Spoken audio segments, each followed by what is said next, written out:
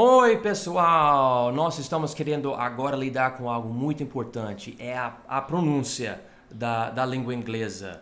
Você provavelmente já percebeu que o inglês tem uma forma de soletrar que não concorda muito com a pronúncia. E às vezes você está ouvindo algo e você tenta escrever, soletrar a palavra e não está certo.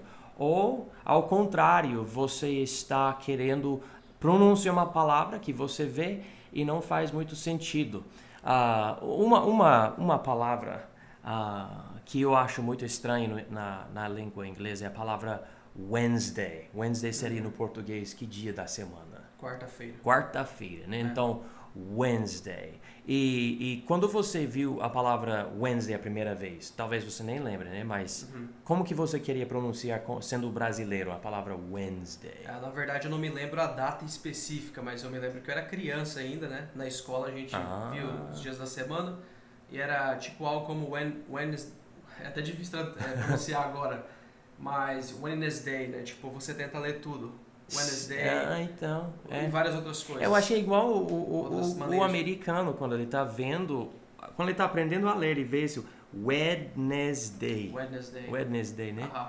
E é complicado isso, né? Porque a gente não fala Wednesday, a gente fala Wednesday. Né? E se você, igual a gente, pelo menos eu, né? Eu acho que Paulo também, mas você fala, mas por quê? Que isso? Por que tanta letra que nem precisa?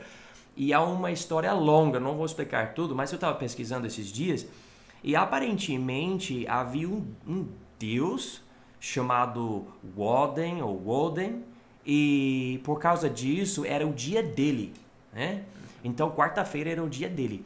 E eles estavam escrevendo esse dia de várias formas ao longo dos anos e também a ortografia do inglês não tinha sido estabelecida ainda.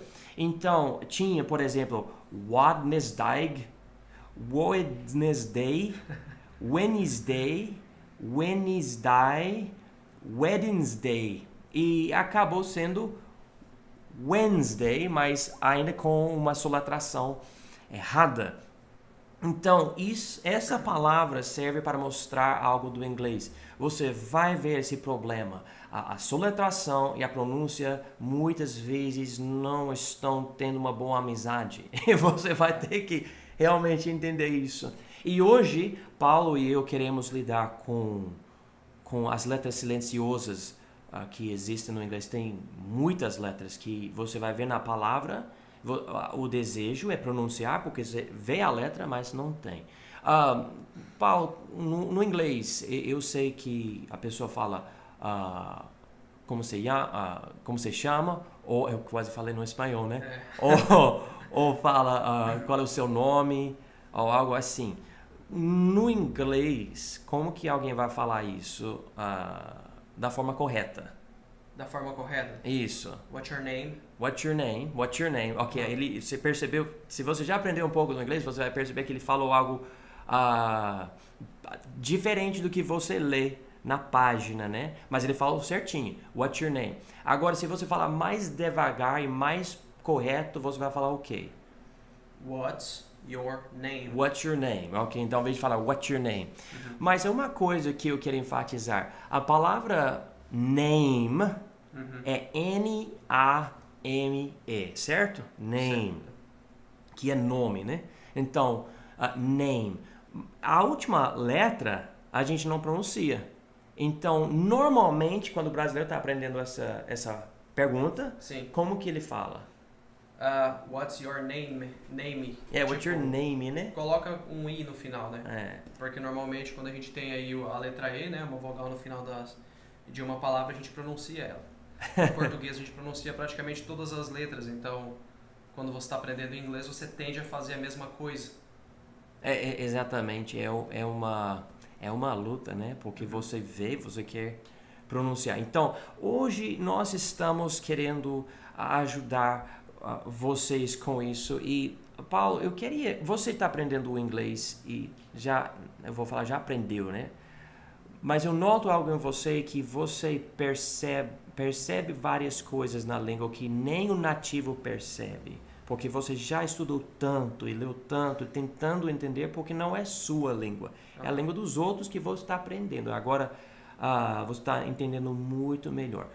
Fala um pouco, por favor, sobre a ideia de prestar muita atenção no que você ouve. Por exemplo, a pessoa está assistindo algo no YouTube, está lendo um livro, conversando com um americano. Você pode falar um pouco sobre isso, sobre a ideia de prestar atenção? Prestar atenção, na verdade, leva um tempo para você começar a realmente prestar atenção nas características da língua, né, que você está estudando, no caso aqui o inglês. Quando você começa, você está preocupado em adquirir vocabulário, tentar entender um texto, algo do tipo, sempre tentar entender alguma coisa. Mas com o passar do tempo, você adquire experiência e você consome a língua efetivamente, né? E a partir daí, quando ela se torna algo natural para você, eu vejo que você consegue prestar mais atenção em certos detalhes, como por exemplo a maneira como uma palavra é pronunciada, como por exemplo regras gramaticais, você consegue notar, nossa, mas tem essa particularidade, os nativos sempre falam desse jeito, enfim, várias outras coisas. Então assim, desde o princípio é legal a gente ter essa consciência de tentar prestar muito atenção na língua e tentar extrair aqueles pequenos detalhes. Porém, eu digo que isso só vai se potencializar conforme você ganha experiência. No começo é um pouco mais difícil. Mas com o tempo, com certeza, você vai começar a notar coisas que antes você era incapaz de notar, né? Principalmente com relação aos sons da língua, eu diria. Principalmente quando um nativo vem para você e fala, bem aqui tem esse som, que antes você não percebia, só por ele te dar uma dica e você já ter experiência, você começa a notar a partir dali. É legal quando você aprende às vezes uma palavra nova, você começa a ver ela em todo lugar. Né? Uma expressão, é interessante esse fenômeno, mas acontece bastante. Acontece mesmo. Então, bom, você presta atenção, eu percebo, você nota certas coisas. Você tem um sistema, por exemplo, você escreve num papel, você coloca no seu celular, quando você está anotando coisas, eu sei que às vezes você está recebendo tanto conteúdo que você não vai conseguir guardar tudo. É difícil. Mas quando algo fica muito destacado mesmo, eu fico, não, eu preciso lembrar disso. Você está prestando atenção e agora o que você faz? Bom, depende. Quando se trata de estruturas que eu acho extremamente importantes, normalmente eu tomo notas, né? Eu posso anotar isso num caderno, você pode anotar no caderno ou algo do tipo, mas eu particularmente eu uso um aplicativo, né? Um programa chamado Anki, que ele usa repetição espaçada.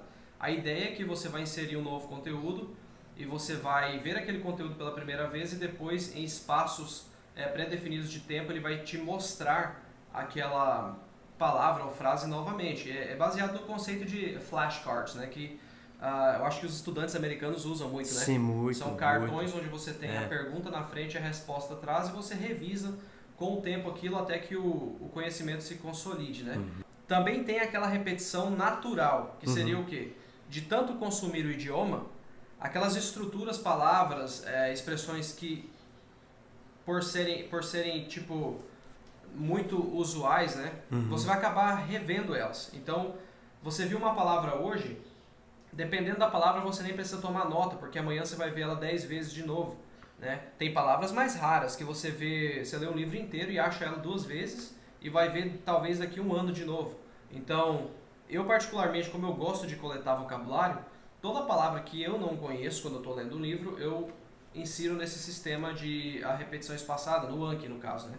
Porque eu quero tornar ela natural para mim. Entendi. Se eu continuar vendo aquela palavra, né, todo dia ali, toda semana, rapidamente ela vai se consolidar. Existem algumas pesquisas aí, mas se você seguir mais ou menos ali o cronograma do Anki de repetição, né, de intervalos, se você tiver 7 repetições daquela palavra, você já é capaz de não esquecer ela.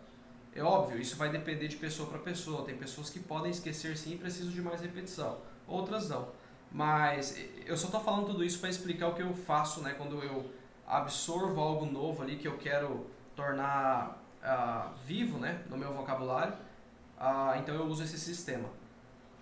Uma coisa que eu acho uma grande tentação, e não é ruim, não é errada, mas é algo que precisamos notar. Você quer aprender o inglês, então você fala, bom, eu vou para a livraria, vou comprar um livro sobre a gramática inglesa, sobre a pronúncia, sobre a soletração, e eu vou me esforçar para estudar esses livros e entender o inglês. E daí você aprende um monte de regras, né? E provavelmente até nesse sistema que você usa, você acaba vendo certas coisas e você quer aplicar em outros casos. E o que acontece? Você acaba notando com o tempo que o inglês quebra as regras. A regra que você já aprendeu aí, e serve para vários casos. Agora aqui não dá. É por isso que eu acho sempre importante quando você está estudando qualquer língua, você tem que ter um conjunto de atividades que você faz, né? Porque uma vai auxiliar a outra. Por exemplo, eu já conversei com várias pessoas, eu falo de livros por nível em inglês, eu falo sobre Anki, eu falo sobre ouvir nativos, enfim, são várias atividades, né? E muitas vezes a pessoa acaba se focando somente em uma coisa, né? O que acontece? Você foca tanto naquela coisa, vamos pegar o Anki como exemplo, que as outras áreas ficam deficientes. Então o cara, todo dia ele acha uma palavra nova ali que ele viu, ele adiciona no Anki e está revisando. Só que ele não ouve o suficiente, então ele não vai desenvolver escuta. Então, ele não lê, por exemplo, livros por nível quando ele está começando, ou algo parecido, material parecido, não precisa ser exatamente isso. O que acontece? Ele não se acostuma com a língua. Então, não adianta nada você pegar frases isoladas que você encontrou, uma expressão isolada, e não continuar consumindo a língua, porque corre o risco de você usar ela num contexto totalmente errado, entendeu? Então, se você está consumindo a língua diariamente ali, né, tendo contato constante com a língua real, adicionando suas frases, revisando, ouvindo muitos nativos, né, pode ser podcast, vídeo, os TED Talks, né, são muito legais também, palestras, né, esse tipo de coisa. Esse conjunto todo vai te dar um contexto onde vai ficar fácil para você identificar onde usar tal coisa ou não usar. Você se acostuma mesmo com a língua, né? Então, só deixando um ponto aqui que é importante você ter uma atmosfera toda ali, um ambiente de atividades que você aplica no aprendizado do seu inglês e não focar numa coisa só isoladamente. Uma coisa que eu percebi que eu acho que tem a ver com isso, quando eu comecei a aprender o português, eu li livros escritos por brasileiros e eu li livros escritos por americanos que foram traduzidos para o português.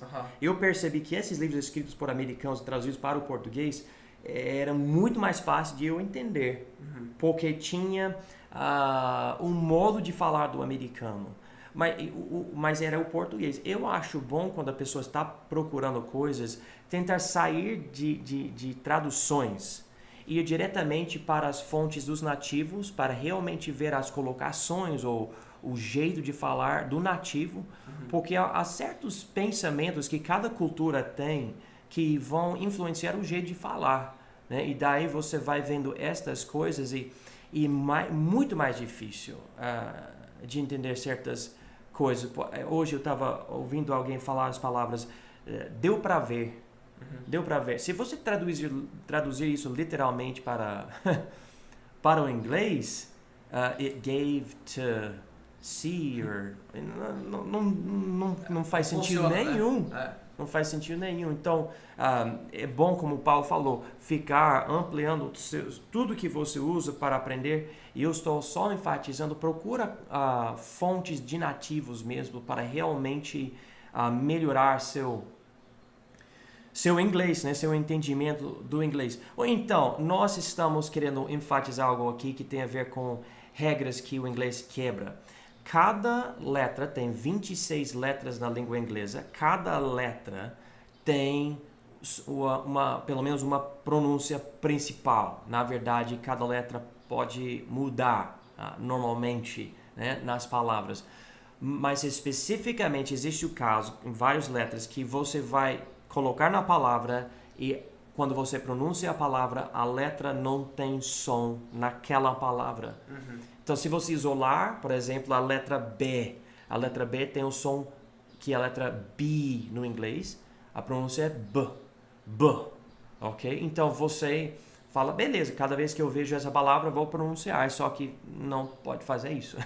Vai dar errado. Uma coisa interessante, você pega línguas, por exemplo, como o português ou o próprio alemão, né, que eu estou estudando agora, você consegue criar uma lógica da fonética ali, conforme você lê ouve várias palavras e tal, você consegue desenhar uma lógica e aplicar isso a outras palavras. No inglês você consegue fazer isso até certo ponto, mas depois fica difícil, porque você pega ali uma palavra que, sei lá, lead e head, por exemplo, você só muda a primeira letra. Entendeu? O resto é igual, mas muda completamente. Então, a fonética do inglês, né, a maneira como você pronuncia as palavras baseado no que está escrito, nem sempre é lógico. Então, aqui entra novamente a importância de você se expor ao máximo ao inglês falado, ao inglês escrito, né, principalmente falado quando se trata de pronúncia, porque tem coisas que você não vai conseguir simplesmente descobrir por regras. Sim. Você realmente vai ter que se acostumar com aquilo e ser capaz de deduzir muitas vezes. Então, agora, vamos pegar algumas letras aqui. Na verdade, eu tenho várias letras aqui. Vocês vão poder ver na tela o que é que a gente está falando. Eu vou enfatizar a letra, dar umas palavras, dar uma sentença também. E, olha, eu vou falar para vocês. Essas sentenças nem sempre fazem muito sentido. O alvo não é criar uma sentença que todo mundo vai falar todo dia. O alvo é ver essas palavras dentro de uma sentença, escrita de uma forma correta, a gramática e tudo, mas você vai ver essas palavras usadas tendo a pronúncia correta. E Paulo aqui, que fala muito bem o português também, né? Ele vai traduzir. Eu já não sei. Português eu acho que não. E olha, se você não conseguiu, ajuda, né? Mas eu não sou nativo, então. Então, a primeira letra que às vezes se torna uma letra silenciosa é a letra B, ou no inglês a gente fala B, né? Então, colocamos aqui 3 palavras e vamos dar as palavras e a tradução e daí a sentença com uma tradução também. Então, a primeira palavra é bomb. Como que você vai traduzir a palavra bomb? Bomba, né? Bomba, isso mesmo, bomba, né? E daí não é bomba que é bomba, mas é bomba que é outra bomba, né? A bomba que explode, né? Que explode, né? Que é outra palavra. Ok, doubt. Como que você... Dúvida. Dúvida, né? Que também tem alguns sentidos no português que não tem no inglês. E subtle. Subtle seria sutil. Sutil, né? Subtle. Ok, agora a nossa sentença. I doubt the bomb will be subtle. Literalmente seria, eu duvido que a bomba será sutil. A ideia ele duvida que a bomba vai ser, tranquila, né? Vai ser uma explosão mesmo, né? Muito bom. Isso, então, I doubt the bomb will be subtle. Então, nesse caso, tem a letra B nas palavras doubt, bomb e subtle, mas você não vai pronunciar, tudo bem? O B no final de bomb. Isso, porque tem a letra 2 vezes, né, na palavra, então só no finzinho. Ok, segunda letra, ok? Letra C, que seria see no inglês, e tem a palavra conscience. Você que tem que dar o português, não. Conscience, como que você fala? Consciência, muito bem. E disciple. Discípulo. E muscle. Músculo, né? Ok, muscle. Beleza. Ok, agora vamos ver a tradução do Paulo aqui. Eu vou dar a sentença para vocês. Your muscle doesn't bother the disciple's conscience. Ainda bem que o senhor disse que essa frase é só para colocar as palavras. Porque não faz sentido. Não faz sentido nenhum. O seu músculo não incomoda a consciência do discípulo. Beleza, muito bem. É isso mesmo, literalmente, né? Your muscle doesn't bother the disciple's conscience. Ok, letra E, ou I no inglês. I, ok. Primeira palavra, age. Como que você fala isso? Age pode ser idade, né? Ou também. Pode ser era em outro contexto, né? Pode ser época também? Também pode. Também? Beleza. Ok. Segunda palavra, change. mudar ou mudança. Ah, muito bom, muito bom. Change pode ser também trocar? Pode. Então, Pode. tem algumas palavras, então, né? Depende do contexto. Né? Do contexto. Isso. Muitas vezes a colocação mesmo, né? Ok. Hate. Ódio, ou o verbo odiar. Ok, beleza. I do not hate the change that comes with age. Eu não odeio a mudança que vem com a idade. E aqui no caso, age quer dizer o envelhecer mesmo, né? E eu acho que essa sentença faz sentido mais ou menos, né? Essa faz sentido. Beleza. Ok. A letra G, né? G. Ok. Sign. Sign pode ser, no contexto da frase que nós iremos ver, é uma placa. Por exemplo, a placa de trânsito, né? Claro, tem outras traduções, outros, né? Ok. Design. Design pode ser criar, ou projetar, ou desenhar mesmo, dependendo do contexto. Ok, muito bom. E design me dá problema às vezes até no português, porque vocês adotam a nossa palavra. A gente usa essa palavra também, né? Foreigner. É um estrangeiro, um forasteiro, alguém que não é daquele lugar. Foreigner. Eu imagino é difícil pronunciar para alguém que não fala inglês, né? Foreigner. Um pouco. Ok. A sentença. I design all the signs for the foreigners. Eu crio todas as placas, né? No caso aqui, placas de instrução para os estrangeiros, né? A ideia é essa. Muito bem. Ok. A letra H. Butcher. Açougueiro. Castle. Castelo. Watch. Bom, aí pode ser o verbo, né? No caso, assistir. Ou o relógio de pulso, né? Relógio, né? Um relógio. De pulso. Porque na parede tem outra palavra no inglês, certo? Ok. A sentença.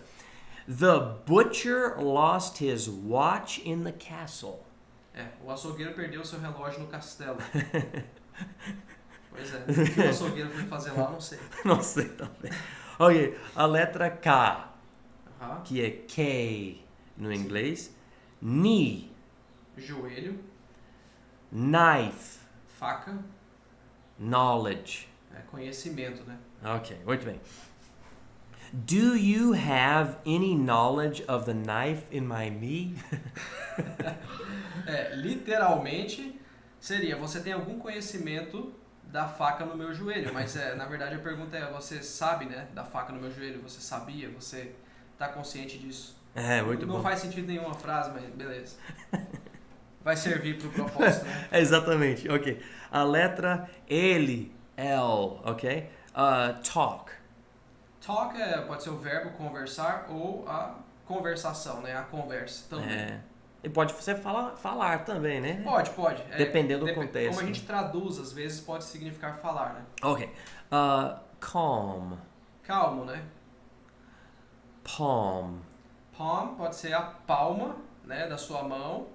E se você se referir a uma árvore, a palm tree pode ser o coqueiro. Ok, muito bom. Is all calm when you talk to my palm? Tá, literalmente primeiro. Está tudo calmo quando você conversa com a minha palma da mão, né? Então, tá tranquilo quando você fala com a minha mão, né? Com a palma da minha mão. Is all calm when you talk to my palm? Não. Ok, a letra N seria N no inglês. Autumn. Autumn seria outono. E também é o nome de uma parente minha. Ok. Sério? Sim. Autumn. Column. Seria coluna mesmo, né? Isso mesmo. Ou, coluna, pilar. Vocês falam coluna quando falam sobre um artigo no jornal e fala sobre... a gente fala nos column. Vocês falam isso? Coluna de notícias ou como que é? Coluna mesmo. Coluna, beleza. Próxima palavra aqui. Hymn. Hino. Ok, hino. Muito bom. In autumn, I sing one hymn by the church column. No outono eu canto um hino ao lado da coluna da igreja. Né? Muito bom. Você canta mesmo? Não desse jeito, né? Ok. A letra P, que seria P. Cupboard.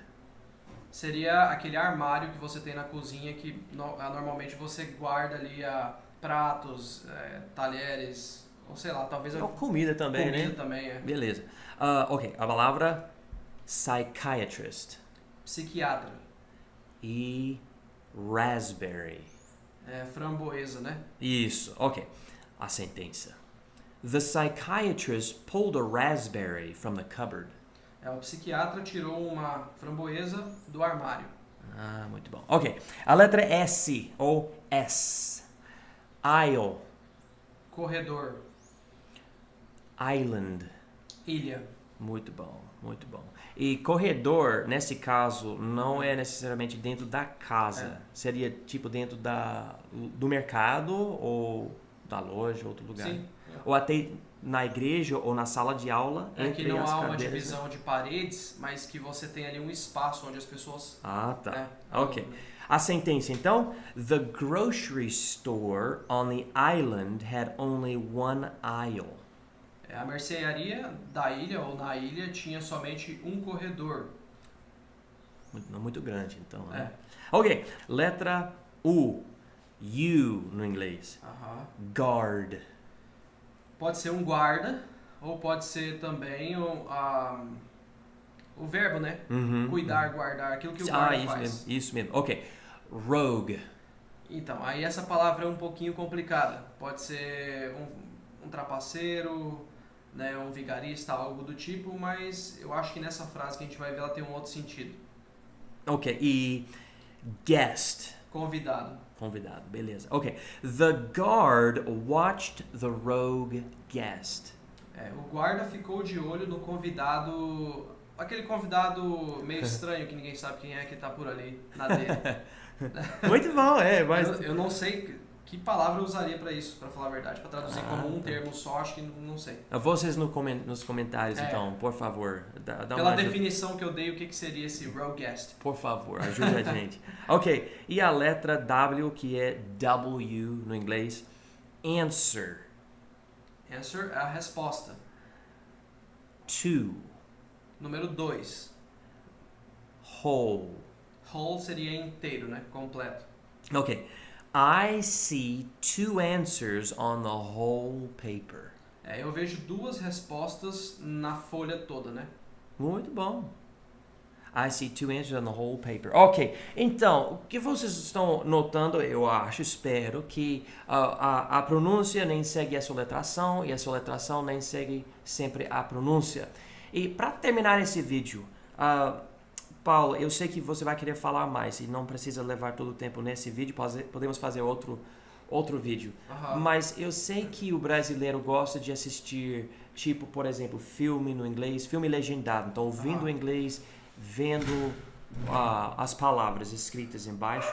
Você acha uma boa ideia para poder aprender a pronúncia das palavras, especialmente coisas como as letras silenciosas? Depende. Eu acho que assistir filme, série, vídeo com legenda é um passo posterior depois que você já caminhou já trilhou um certo caminho ali. Você tem que chegar até um ponto onde você possa fazer isso.